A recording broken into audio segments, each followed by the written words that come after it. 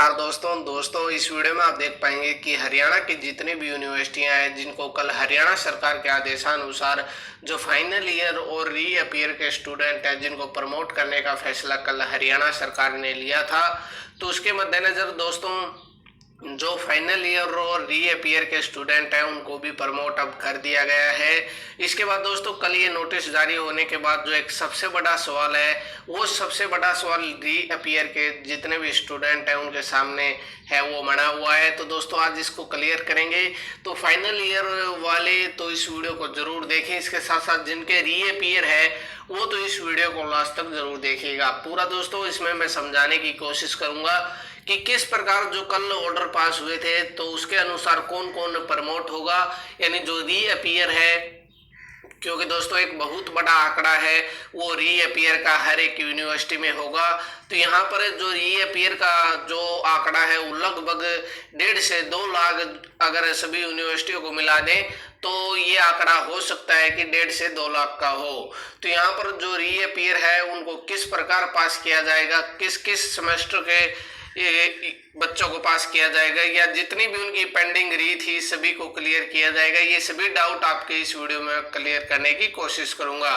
तो दोस्तों एक बार मैं आपको जो नोटिफिकेशन आया था कल उस पर ले चलता हूं। उससे पहले दोस्तों अगर आप चैनल पर नए हैं तो चैनल को सब्सक्राइब कीजिएगा। इसके साथ साथ अगर आपको ये वीडियो अच्छी लगती है तो वीडियो को लाइक और शेयर भी जरूर कीजिएगा। तो यहाँ पर आपको बताना चाहूँगा, ये कल नोटिस आप पहले ही देख चुके होंगे। तो यहाँ पर जो पूरी बात कही गई थी जो एजुकेशन और टेक्निकल डिपार्टमेंट के द्वारा, तो वहाँ पर बहुत सारे ऐसे डाउट हैं जो क्लियर नहीं किए गए इस नोटिस में। तो सबसे पहले तो आपको बताना चाहूँगा, ये आप जान चुके हैं कि जो भी फाइनल ईयर के सेमेस्टर के स्टूडेंट हैं उन सभी को यहाँ पर प्रमोट है वो करने के आदेश जल्द जारी हो चुके थे। इसके बाद जो सबसे बड़ा पॉइंट था वो रीअपियर कैंडिडेट को लेकर था। तो यहाँ पर आप देख सकते हैं जो सेकंड पॉइंट आया था उसमें आप देख पाएंगे कि जो रीअपियर स्टूडेंट है उनको भी गिवन मार्क्स दिया जाएगा एवरेज बेस पर, जो प्रीवियस एग्जामिनेशन है उनके आधार पर उनको प्रमोट किया जाएगा। और ये फार्मूला जो डिस्टेंस एजुकेशन और प्राइवेट स्टूडेंट दोनों पर एप्लीकेबल होता है। तो यहाँ पर जो रीअपियर का एक पंगा है वो सभी बच्चों के सामने आया है, क्योंकि डिस्टेंस में दोस्तों एक ही बार पेपर होते हैं। तो यहाँ पर जिसमें एक बार पेपर होते हैं उनकी रीअपियर किस प्रकार है वो उनकी यानी उसमें उनको प्रमोट किया जाएगा, ये भी एक सबसे बड़ा सवाल है, वो सभी यूनिवर्सिटियों के सामने आएगा। इसके लिए दोस्तों जल्द ही जो जिस भी यूनिवर्सिटी में आपने यानी एडमिशन ले रखा है वो यूनिवर्सिटी जल्द ही इसके रिगार्डिंग जो पूरा नोटिफिकेशन है वो जारी करेगी। क्योंकि दोस्तों यहाँ पर केवल इतना बताया गया है कि रीअपियर स्टूडेंट को भी एवरेज मार्क्स देकर उनकी पिछली एग्जामिनेशन के अनुसार प्रमोट कर दिया जाएगा।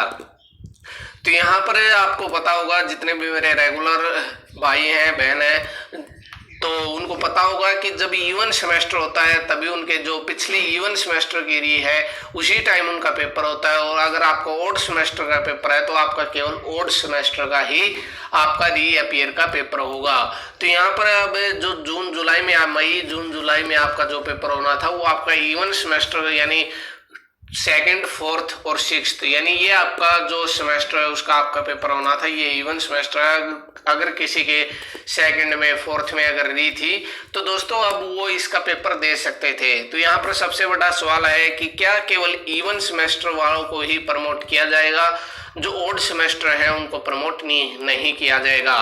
तो दोस्तों एक प्रकार अगर माना जाए तो यहाँ पर नोटिफिकेशन में ऐसा कुछ नहीं बता रखा, परंतु जो एक आप कानून के हिसाब से मानकर चल सकते हैं कि अब आपके जो ईवन के पेपर होने थे, क्योंकि ओड की तो आपके भी पेपर नहीं होना था। अगर आपकी किसी ओड में अगर रीअपियर थी तो वहां पर आपका पेपर अभी नहीं होना था, केवल आपका इवन का होना था। तो यहाँ पर हो सकता है जितने भी इवन सेमेस्टर में अगर आपके री थी शायद वो आपकी प्रमोट की जाए। यहाँ पर ओड सेमेस्टर यानी अभी पूरा नोटिफिकेशन आपकी यूनिवर्सिटी है वो जारी करेगी, परंतु दोस्तों एक अनुसार है कि यहाँ पर किस प्रकार जो इवन और ओड सेमेस्टर है उनको अब पास किया जाएगा रीअपियर में। अब बात आती है दोस्तों जो पॉलिटेक्निकल स्टूडेंट है उनको देखते हुए, तो यहाँ पर इन्होंने जो अगर इवन ओड का फॉर्मूला ये यहाँ पर अगर लगता है तो दोस्तों पॉलिटेक्निकल में ऐसा कोई फॉर्मूला नहीं होता।